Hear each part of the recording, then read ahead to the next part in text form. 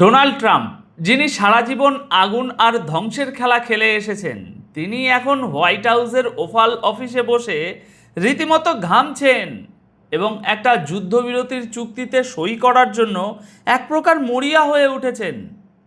কিন্তু কেন কেন হঠাৎ করে আমেরিকার মতো দাপুটে পরাশক্তি ইরানের সাথে আপোষ করার জন্য এত ব্যাকুল হয়ে উঠল? এর পেছনে এমন একটা জিওপলিটিক্যাল ট্র্যাপ রয়েছে যা শুনলে আপনারা চমকে যাবেন। এখানে একটা জিনিস খুব মনোযোগ দিয়ে বুঝতে হবে দর্শক। আমরা এমন একটা সময়ে দাঁড়িয়ে আছি যেখানে গ্লোবাল পাওয়ার পলিটিক্সের হিসাব নিকাশ পুরোপুরি বদলে গেছে। বহুমেরুর বিশ্ব এখন আর কোনো থিওরি নয়, এটাই এখনকার রূঢ় বাস্তবতা। আর এই বাস্তবতার সবচেয়ে বড় প্রমাণ হলো আজ 29শে মে 2026 তারিখের দুটি অত্যন্ত চাঞ্চল্যকর খবর। আপনারা তারিখটা খুব ভালো করে খেয়াল রাখবেন। আজ 29শে মে 2026 আমেরিকার বিখ্যাত নিউজ আউটলেট এক্সিওস এবং ব্রিটিশ ব্রডকাস্টিং কর্পোরেশন বিবিসি এমন কিছু রিপোর্ট প্রকাশ করেছে যা পশ্চিমা বিশ্বের কূটনীতি এবং সামরিক ব্যর্থতার সবচেয়ে বড় দলিল। এক্সিওসের আজকের শিরোনাম হলো scoop, US and Iran reach deal but need Trump's final approval, official says. অন্যদিকে ঠিক একই দিনে বিবিসি হেডলাইন করেছে US and Iran very close to deal but not there yet, Vance says. এই খবরগুলোর একেবারে গভীরে ঢুকলে আপনারা স্পষ্টভাবেই দেখতে পাবেন পশ্চিমা মিডিয়া কিভাবে সত্যকে ধামাচাপা দিয়ে নিজেদের মুখ বাঁচানোর একটা আপ্রাণ চেষ্টা করছে। আসুন প্রথমেই আমরা এক্সিওসের রিপোর্টটির একটু ব্যবচ্ছেদ করি। আপনারা লজিক্যালি চিন্তা করুন। এক্সিওস বলছে আমেরিকা এবং ইরানের আলোচকরা একটি 60 দিনের সমঝোতা স্মারক বা ওই মেমোরেন্ডাম অফ আন্ডারস্ট্যান্ডিংয়ে পৌঁছাতে সক্ষম হয়েছে, কিন্তু ডোনাল্ড ট্রাম্প এখনও এতে চূড়ান্ত অনুমোদন দেননি। কেন দেননি? কারণ এই চুক্তিটি মূলত আমেরিকার জন্য একটা চরম লজ্জার বিষয়। চুক্তির শর্তগুলো দেখলে আপনারা বুঝতে পারবেন আসল ব্যাপারটা হলো কি। এই 60 দিনের যুদ্ধবিরতির সময়ে হরমুজ প্রণালী দিয়ে সমস্ত বাণিজ্যিক জাহাজ সম্পূর্ণ বাধাহীনভাবে চলাচল করবে, কোনো টোল থাকবে না, কোনো হয়রানি থাকবে না। বিনিময়ে ইরান 30 দিনের মধ্যে হরমুজ প্রণালী থেকে তাদের মাইন সরিয়ে নেবে। কিন্তু আসল মজাটা এখানে নয়। মজাটা হলো এই চুক্তির ফলে আমেরিকাকে তাদের নৌ অবরোধ পুরোপুরি তুলে নিতে হবে। শুধু তাই নয়, ইরানকে অবাধে বিশ্ববাজারে তেল বিক্রি করার জন্য আমেরিকাকে নিষেধাজ্ঞায় ছাড় দিতে হবে। একটু ঠান্ডা মাথায় ভেবে দেখুন দর্শক, যে আমেরিকা বছরের পর বছর ধরে স্যাংশন দিয়ে ইরানের অর্থনীতিকে গলা টিপে মারার চেষ্টা করেছিল, সেই আমেরিকা এখন নিজেই স্যাংশন তুলে নেওয়ার গ্যারেন্টি দিচ্ছে। কেন? কারণ তাদের পেট দেওয়ালে ঠেকে গেছে।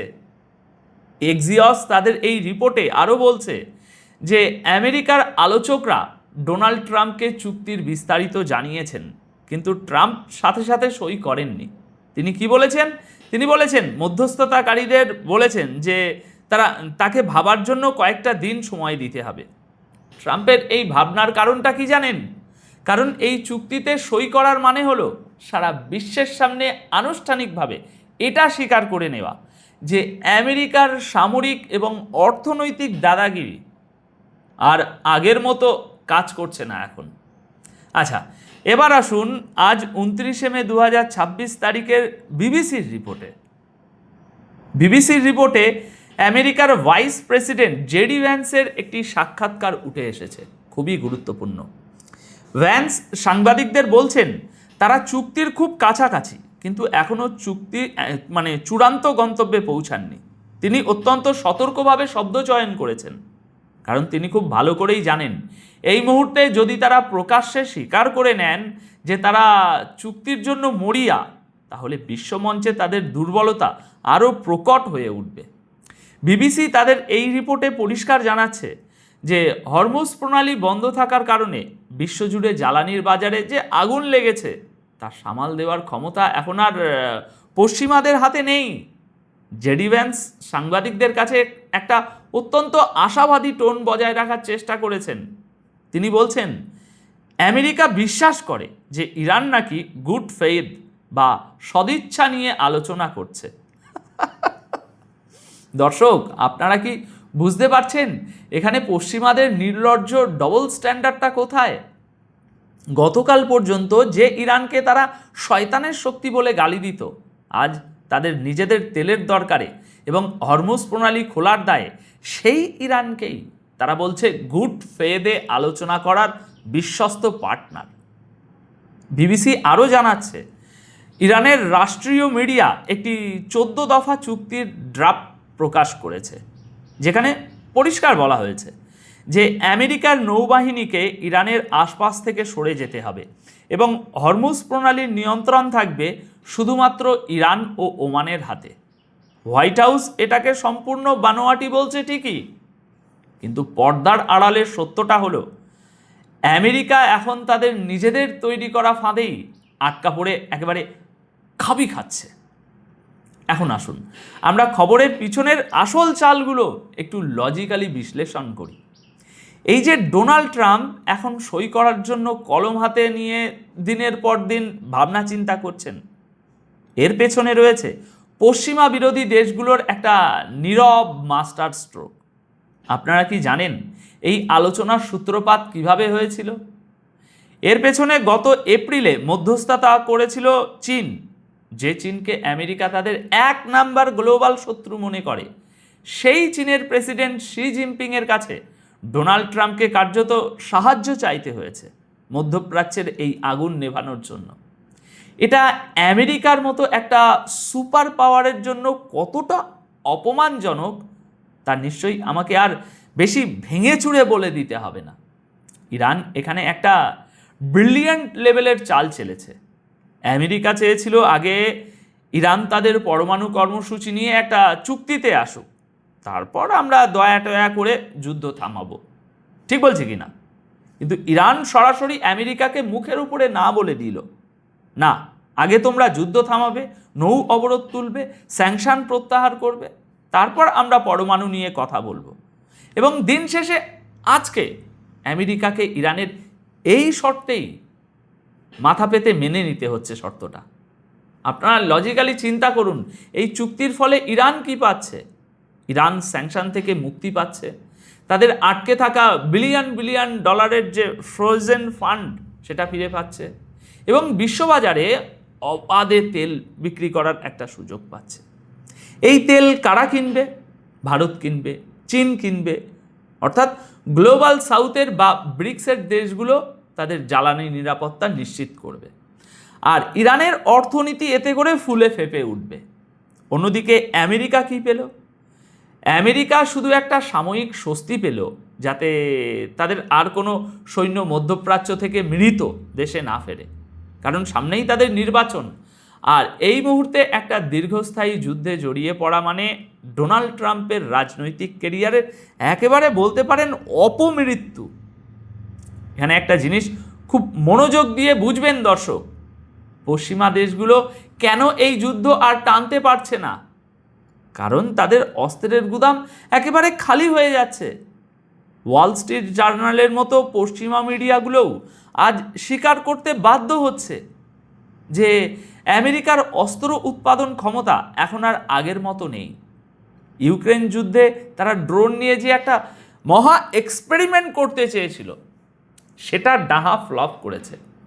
রাশিয়া এবং ইরানের সস্তা কিন্তু অত্যাধুনিক ড্রোন প্রযুক্তির সামনে পশ্চিমাদের বিলিয়ন বিলিয়ন ডলারের, সেটা পেট্রিয়ট হোক বা অন্যান্য এয়ার ডিফেন্স সিস্টেম, এই সিস্টেমগুলো একেবারে খড়কুটোর মতো উড়ে যাচ্ছে।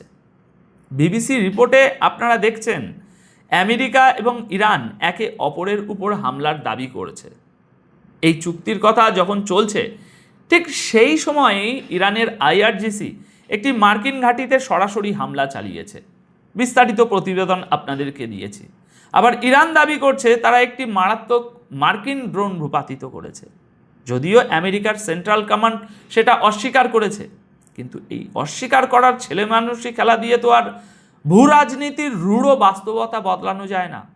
বাস্তবতা হলো আমেরিকা এখন আর মধ্যপ্রাচ্যের একক মাতব্বর নেই, তাদের কথায় আর কেউ ওঠেও না, বসেও না। আমেরিকার ভিতরে রিপাবলিকান পার্টির নেতাদের মধ্যে এখন চরম হাহাকার চলছে। তারা ডোনাল্ড ট্রাম্পকে সরাসরি বলছে যে আপনি তো বারাক ওবামার সেই পুরনো জেসিপিওএ চুক্তিরই একটা ফটোকপি তৈরি করেছেন। যে নিউক্লিয়ার ডিল থেকে ট্রাম্প নিজেই 8 বছর আগে বীরের মতো বের হয়ে গিয়েছিলেন, আজ 8 বছর পরে এসে সেই একই চুক্তির কাছে তাকে মাথা নত করে ফিরে যেতে হচ্ছে। এর চেয়ে বড় কৌশলগত ব্যর্থতা একজন মার্কিন প্রেসিডেন্টের জন্য আর কি হতে পারে দর্শক? ইরান জানে যে আমেরিকার ট্রেজারি সেক্রেটারি স্কট বেসেন্ট যতই সাংবাদিকদের সামনে বড় বড় কথা বলুন না কেন, তারা আসলে ভেতর থেকে সম্পূর্ণ ফাঁপা হয়ে গেছে। স্কট বেসেন্টকে যখন প্রশ্ন করা হলো যে এই চুক্তির পর ইরানকে পুনর্গঠনের জন্য কোনো ফান্ড দেওয়া হবে কিনা, তিনি খুব কৌশলে উত্তরটি এড়িয়ে গিয়ে বলেন যে আগে তো চুক্তিটা হোক। অর্থাৎ তারা নিজেরাই জানে না যে এই পরিস্থিতি থেকে তারা কিভাবে একটা সম্মানজনকভাবে বেরিয়ে আসবে। ইরান গত কয়েক বছরে রাশিয়া, চীন এবং ব্রিক্সের অন্যান্য দেশের সাথে মিলে এমন একটা প্যারালাল ইকোনমিক এবং মিলিটারি ইকোসিস্টেম তৈরি করেছে যেখানে পশ্চিমা স্যাংশন আর কাজ করছে না। ইরান জানতো যে আমেরিকার অর্থনীতি পুরোপুরি টিকে আছে এই বিশ্ববাজারে তেলের দামের উপর এবং ডলারের আধিপত্যের উপর। তাই তারা সরাসরি আমেরিকার সাথে কোনো একটা বড় সুসাইডাল যুদ্ধে না গিয়ে অত্যন্ত সুকৌশলে হরমুজ প্রণালীকে একটা গ্লোবাল চোক পয়েন্ট হিসাবে ব্যবহার করেছে। তারা জানতো তেলের দাম একবার আকাশ ছুলে আমেরিকার সাধারণ মানুষই মুদ্রাস্ফীতির চাপে পিষ্ট হয়ে ট্রাম্পের বিরুদ্ধে রাস্তায় নামবে। ট্রাম্প এখন কোনো উপায় না পেয়ে সেই ফাঁদেই পা দিয়েছেন। ট্রাম্পের হাতে এখন মাত্র দুটো অপশান খোলা আছে। এক, সই না করে যুদ্ধ চালিয়ে যাওয়া এবং বিশ্ব অর্থনীতিকে ধ্বংসের দিকে ঠেলে দিয়ে নিজের আসন্ন নির্বাচনে হারা। আর দুই, সই করে ইরানের কাছে পরাজয় মেনে নেওয়া এবং স্যাংশন তুলে দেওয়া। এবং পরিস্থিতি যা দাঁড়াচ্ছে, আমেরিকা দ্বিতীয় অপশানটি বেছে নিতে বাধ্য হবে। এটাই হলো মাল্টিপোলার ওয়ার্ল্ডের আসল শক্তি, যেখানে পশ্চিমা আধিপত্যকে শুধুমাত্র কথার কথায় নয় বরং মাঠে সরাসরি চ্যালেঞ্জ করে তাকে মাটিতে নামিয়ে আনা হয়েছে। দর্শক, ভূ রাজনীতির এই সুবিশাল দাবার বোর্ডে আমেরিকা এখন পুরোপুরি ডিফেন্সে খেলছে আর ইরান খেলছে অফেন্সে। পশ্চিমাদের এই যে ধারাবাহিক পতন, তাদের এই যে ডাবল স্ট্যান্ডার্ড, এটা এখন পুরো বিশ্বের সামনে স্পষ্ট হয়ে গেছে। আগামী 60 দিনের এই উইন্ডোতে আমরা দেখতে পাবো কিভাবে একটা তথাকথিত আঞ্চলিক শক্তি বিশ্বের একসময়ের একক পরাশক্তিকে বাধ্য করে নিজেদের শর্ত মানতে। ডোনাল্ড ট্রাম্প যতদিনই সময় নিন না কেন, দিন শেষে তাকে সেই টেবিলেই বসতে হবে যে টেবিলটি ইরান সাজিয়ে রেখেছে। এখন আপনাদের কাছে আমার একটি অত্যন্ত লজিক্যাল প্রশ্ন হলো, ডোনাল্ড ট্রাম্প কি শেষ পর্যন্ত নিজের ইগো বিসর্জন দিয়ে এই চুক্তিতে সই করতে বাধ্য হবেন, নাকি তিনি তার চিরাচরিত আনপ্রেডিক্টেবল স্বভাবের বশবর্তী হয়ে শেষ মুহূর্তে সই না করে পুরো মধ্যপ্রাচ্যকে একটা বৃহত্তর ধ্বংসাত্মক যুদ্ধের দিকে ঠেলে দেবেন? আপনাদের মতামত আমাকে কমেন্ট বক্সে অবশ্যই জানাবেন। আপাতত তাহলে এখানেই বিদায় নিচ্ছি। খুব শীঘ্রই দেখা হবে বিশ্ব রাজনীতির নতুন কোনো গভীর বিশ্লেষণে। সবাই খুব ভালো থাকবেন, সুস্থ থাকবেন। ধন্যবাদ আপনাদের সকলকে।